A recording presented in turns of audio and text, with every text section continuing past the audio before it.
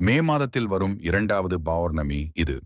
ஒரே மாதத்தில் 2 பௌர்ணமிகள் வருவது அபூர்வம் மட்டுமில்லை, இது மிகவும் சக்தி வாய்ந்தது கூட.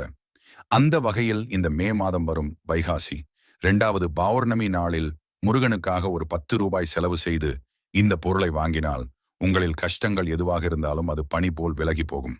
உங்களின் வேண்டுதல்கள் நிறைவேற உங்கள் அப்பன் முருகனை நினைத்து கந்தா சரணம் என்று கமெண்டில் கூறுங்கள். இந்த புண்ணிய தகவலை உங்களின் 5 நண்பர்களுக்கு ஷேர் செய்யுங்கள். உங்களை தேடி ஒரு நல்லது செய்து அடுத்த 48 மணி நேரத்தில் வரும். வைகாசி பௌர்ணமி நாளில் முருகன் கோவிலுக்கு போகும்போது ₹10க்கு விபூதி அல்லது எலுமிச்சை வாங்கி செல்லுங்கள்.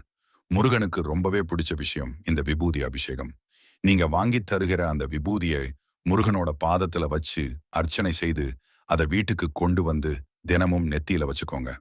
உங்க வீட்டில் இருக்கிற பணக்கஷ்டம், மனக்கஷ்டம் எல்லாமே பனி போல விலகிடும். இந்த எளிய பரிகாரத்தை முழு நம்பிக்கையோடு செய்யுங்க. கந்தன் அருள் நிச்சயம் கிடைக்கும். வெற்றிவேல் முருகனுக்கு ஆரோகரா.